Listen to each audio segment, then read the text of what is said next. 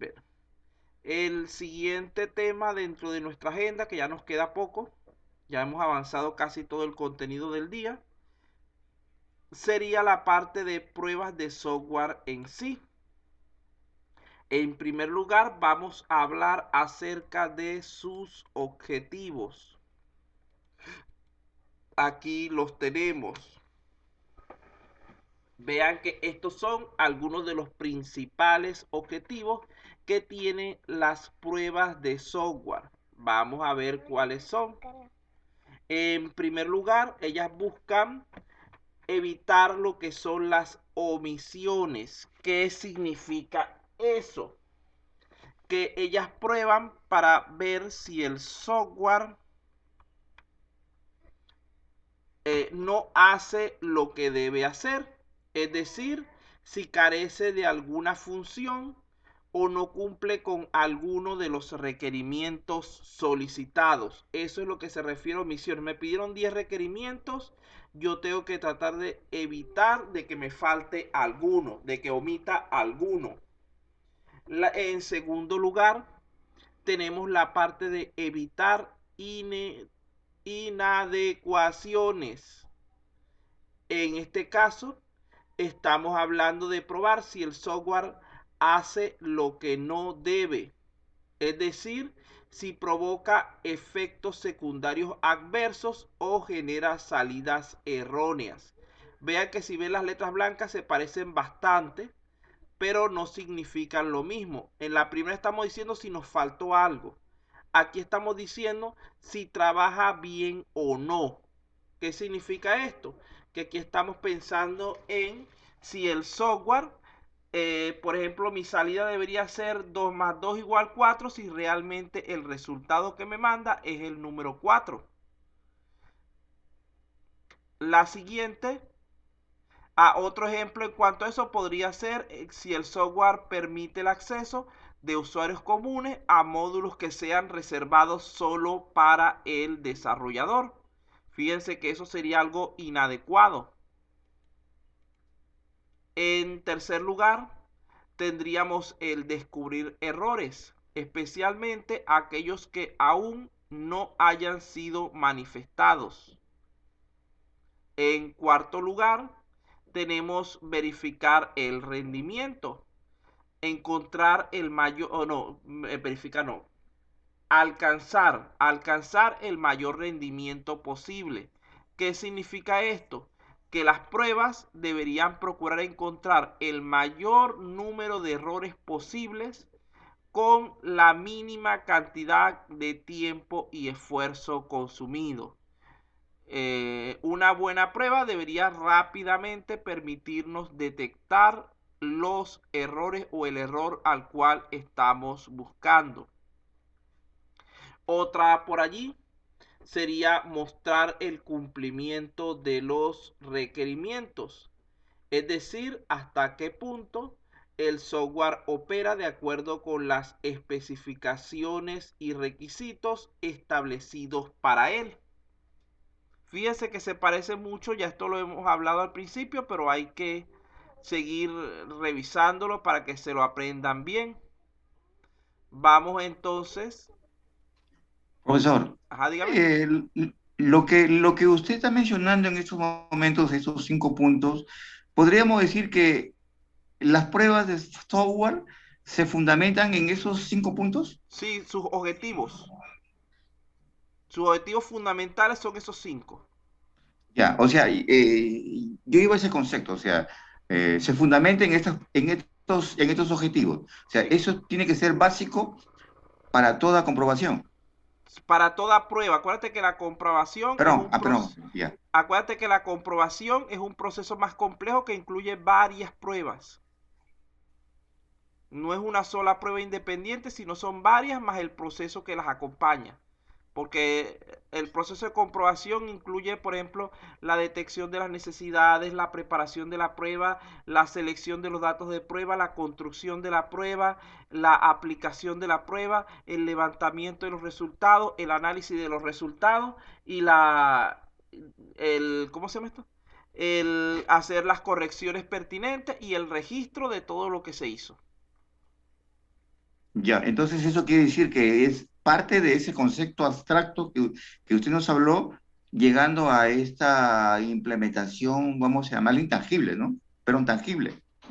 No, realmente las pruebas en muchos casos son bastante intangibles, porque para el caso de software son cuestiones lógicas mayormente. Ya, profesor, muchas gracias. Ajá. Bueno, continuamos entonces con características de las pruebas. ¿Cómo debería ser una prueba? En primer lugar, una buena prueba de software debería tener alta probabilidad de encontrar, de detectar errores. Se debe tener un alto nivel de entendimiento acerca de la aplicación que vamos a probar para poder diseñar casos de prueba que encuentren el mayor número posible de defectos. Una prueba que no detecta ningún error generalmente no sirve para nada. Vean que el decir que nuestra prueba consiguió muchos errores no significa que la prueba está mala, sino que el sistema tiene fallas y que la prueba ha sido en ese caso exitosa. En segundo lugar, las pruebas deben ser también equilibradas. Una buena prueba no debería ser ni demasiado sencilla para que no vaya a cubrir en detalle aspectos necesarios y las posibilidades que puedan ocurrir, ni tampoco demasiado compleja que le resulte extremadamente difícil de implementar o de explicar. O sea, ni muy fácil ni muy difícil, porque si la hacemos muy fácil, lo más probable es que omitamos algunos detalles que al final de cuentas puede ser que allí es donde esté el error que estamos buscando. Y entonces nuestra prueba fallaría. Y si la hacemos demasiado compleja, puede que los errores que consigamos no se deban al sistema, sino a la prueba misma que el usuario no la supo aplicar. Entonces debemos buscar un equilibrio entre estas dos cosas. En tercer lugar, no debe ser redundante. Uno de los objetivos de las pruebas, recuerden que hablamos hace un momento, es encontrar el mayor número de errores con la menor cantidad de tiempo y esfuerzo posibles. Por ello, no se deben diseñar casos de pruebas que tengan propósito idéntico a otros, sino que se deben tratar de diseñar el menor número de casos de pruebas que permitan evaluar adecuadamente el software y optimizar los recursos. No voy a hacer 10 pruebas supuestamente diferentes que evalúen lo mismo a final de cuentas, sino que hago una sola y lo que cambio un poco son mis datos de prueba. Con eso estoy optimizando ese recurso. Recuerden que el tiempo es un recurso valioso. Las pruebas tienen un costo, tanto desde el punto de vista del tiempo utilizado, del personal, de los equipos necesarios, etcétera. Y la idea dentro de todo proceso de organización de negocio es minimizar los costos, manteniendo siempre altos niveles de calidad. Entonces, por ello es que debemos tratar de en todo momento cumplir con estas tres características de las pruebas. Bueno, lo siguiente que nos tocaría hablar en este momento es acerca de los tipos de pruebas. Como ya hemos dicho, las pruebas en conjunto tienen como objetivo fundamental verificar y validar el software, independientemente de las características y del entorno en que se desarrollen. Además, también deberían ser independientes de los recursos y los factores vinculados al proceso de desarrollo, pudiéndose clasificar de diversas maneras. En primer lugar, vamos a hablar de una clasificación general según el propósito que vayan a tener.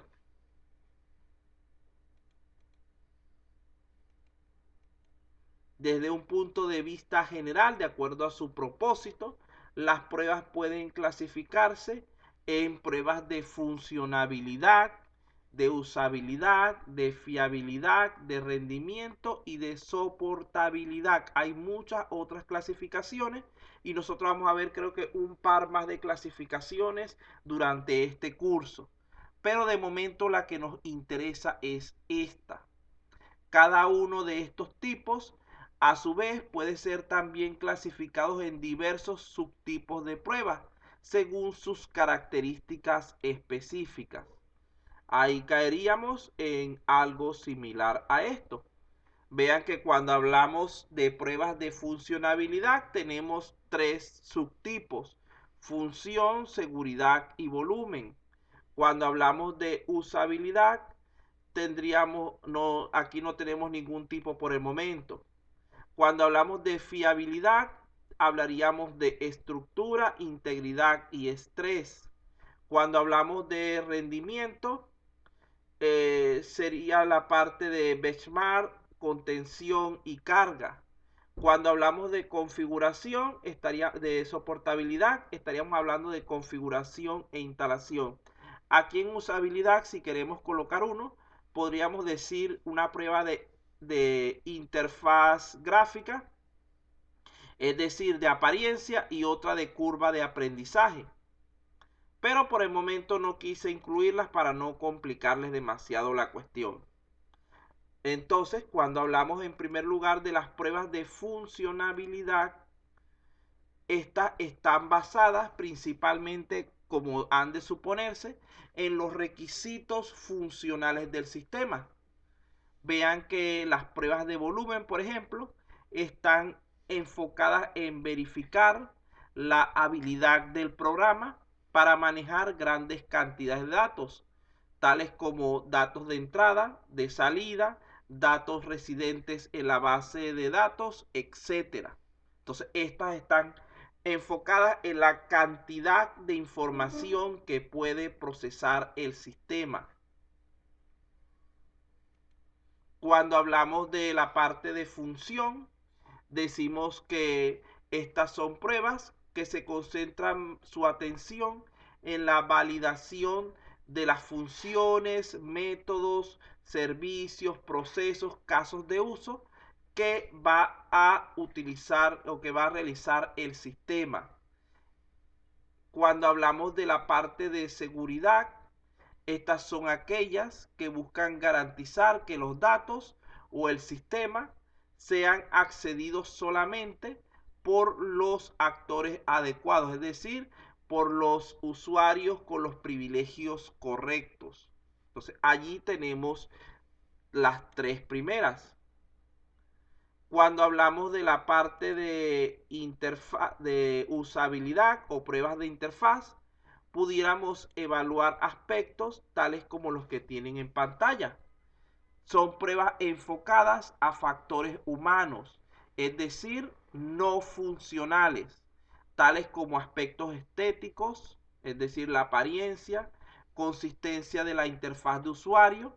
Esto quiere decir que, por ejemplo, si yo tengo un botón de ayuda en la parte superior derecha, siempre debería estar allí, porque esto hace que el usuario se acostumbre que cuando necesite ayuda, no tiene que estar buscando por toda la pantalla, sino que se dirige hacia esa zona en específico. Ayuda sensitiva al contexto, ayuda en línea, asistentes de documentación de usuarios, materiales de entrenamiento, etcétera.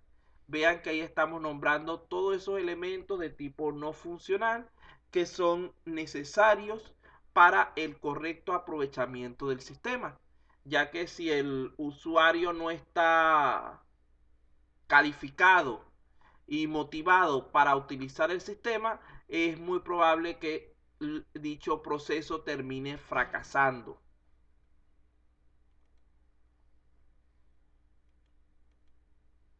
Tenemos luego lo que son las pruebas de fiabilidad. Estas se encuentran enfocadas a lo que es la tolerancia a fallos. ¿Qué significa esto? ¿Qué tipo de elementos serían los que estamos enfocándonos en esta prueba? ¿Funcionales o no funcionales? Cuando hablamos de tolerancia a fallos, estamos haciendo referencia a elementos funcionales o a elementos no funcionales. ¿Funcionales? No, no funcionales. Esos son elementos que por lo general son comunes para todos los sistemas. Entonces, cuando hablamos de la parte de estructura, estamos enfocados en lo que es la valoración a las características de diseño y formación establecidas para ello por las diversas buenas prácticas y estándares nacionales o internacionales del área. Este tipo de prueba es hecho muy comúnmente a aplicaciones web, asegurando que todos los enlaces estén conectados, que el contenido deseado sea mostrado y que no haya ningún tipo de contenido huérfano. Esos son un ejemplo de aplicación de pruebas de estructura.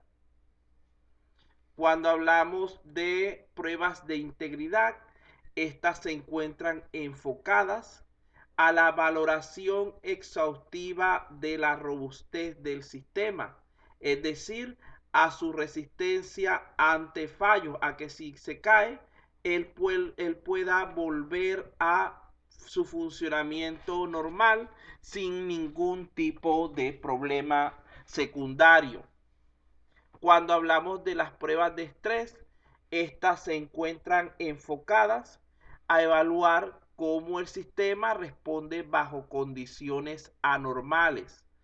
Por ejemplo, sobrecarga extrema, insuficiente memoria, servicios o hardware no disponible, recursos compartidos no disponibles. Ahí podemos incluir lo que es con alta concurrencia. Entonces, todos estos elementos son considerados dentro de las pruebas de estrés.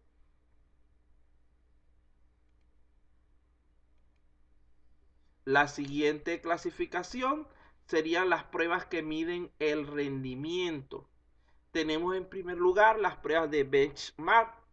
Este es un tipo de prueba en la que se compara el rendimiento de un elemento nuevo o desconocido con uno que sirve de referencia. Es decir, comparamos un programa que estamos utilizando actualmente con otro que queremos implementar a ver si su rendimiento es mejor. Las pruebas de contención se enfocan en la validación de las habilidades del sistema para manejar aceptablemente demandas de muchos actores al mismo tiempo sobre un mismo recurso, registro de recursos, memoria, etcétera. Aquí está directamente relacionado con la parte de contingencia, concurrencia. Las pruebas de carga son utilizadas para validar y valorar la aceptabilidad de los límites operacionales de un sistema bajo carga de trabajo variable, mientras el sistema bajo prueba permanece constante. La variación en carga es similar a la carga de trabajo promedio, con picos que ocurren dentro de las tolerancias operacionales normales. Vean que esta se diferencia de la que habíamos hablado anteriormente de estrés, porque la de estrés busca pasar esos límites normales. Esta no puede pasar de lo que es lo establecido para el sistema, porque ya caería como una prueba de sobrecarga o de estrés. Entonces ella lo que hace es validar durante un periodo más extenso, porque la prueba de sobrecarga es prácticamente de momento, mientras que estas pruebas de carga son por un periodo mucho más largo, por ejemplo por una semana, por varios días, para ver si el sistema funciona normalmente bajo condiciones normales. Profesor, ¿cuál es el concepto de benchmark? Benchmark es un tipo de prueba que compara las velocidades de funcionamiento de dos sistemas similares o de dos componentes similares, como quieras verlo. Perdón, o sea, compara la funcionalidad de dos. No, la velocidad de funcionamiento de dos componentes similares. Ah, ya, la velocidad. Entonces fíjate que en ese caso tú puedes tener un programa A, que es el que estás utilizando actualmente, y ese programa te permite atender o realizar 50 funciones por hora, por decir algo. Mientras que el programa B, que es el nuevo, tienes que comprobar mediante una prueba de benchmark si él te permite realizar al menos mayor cantidad de operaciones en el mismo tiempo. Este tipo de aplicaciones benchmark se utilizan muchísimo para videojuegos y para pruebas de video, de rendimiento de video. Gracias, profesor. Ajá. Bueno, tenemos por aquí lo que es la soportabilidad, que sería, incluye elementos como la parte de configuración, que está enfocada en asegurar que el sistema funciona en diferentes configuraciones de hardware y software. Es decir, por ejemplo, puede verificar que funcione tanto en tablet como en celulares, como en laptop, computadores personales, etcétera, que trabaje tanto en Windows como en Linux. Y así, que trabaje en computadores con cierta cantidad de memoria adicional o con menos memoria. La parte de instalación está enfocada en asegurar que el proceso de implementación del sistema bajo diferentes configuraciones de hardware y software pueda realizarse correctamente, o que al menos advierta en estos casos de errores y no aborte el proceso abruptamente. Por ejemplo, en casos de insuficiente espacio en disco, serían los más comunes.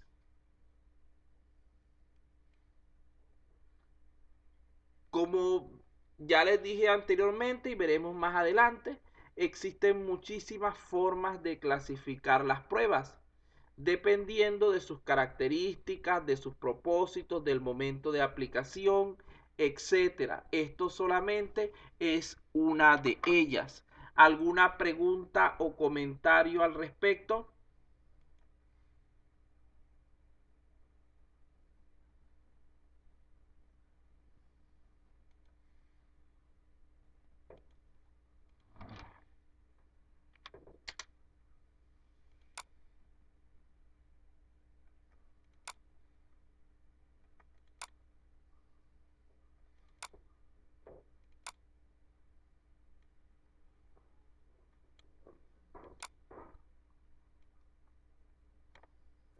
Profesor, cuando usted habla de la configuración, eh, se está hablando de un modo general, ¿no? Incluso, este, mm, tanto de sistemas operativos, porque yo tengo ahorita digamos, un problema, profesor. Se ha creado en mi empresa un software que, eh, que, que como se está trabajando en remoto, se desconfigura la pantalla, ¿no? Algunas aparece más chica, otras más grande. ¿A eso se refiere la configuración, profesor? No, en la configuración lo que se está hablando es en parte de eso y en parte de otros elementos. ¿Qué quiero decir con esto? Vea lo siguiente. Cuando hablamos primero de configuración, estamos hablando de que él pueda ser instalado en diversos tipos de equipos. Estamos hablando de esa configuración de que nosotros, por ejemplo, podamos instalar el mismo programa tanto en ambiente Linux como Windows, etcétera. Cuando hablamos de configuración, estamos hablando de que sea modificable los valores que podamos nosotros colocarle, que sea personalizable. Creo que todo eso entra dentro de lo que me está diciendo. No sé si entendí bien la pregunta o no. Sí, Cuando, profesor, es cierto lo que usted está hablando, sí, es Cuando verdad. hablamos de la parte de instalación, estamos hablando mayormente de la capacidad del sistema para informarnos en caso de que se presente algún error o falla. Es decir, poco espacio en disco duro, falta memoria, no cumple con tal requerimiento. Entonces fíjense por aquí como última cosita, porque ya terminamos con el contenido del día, pero quiero mostrarles algo más aquí antes de terminar. Déjenme, ¿dónde están los controles de esto? Aquí. Aquí está. Compartir pantalla.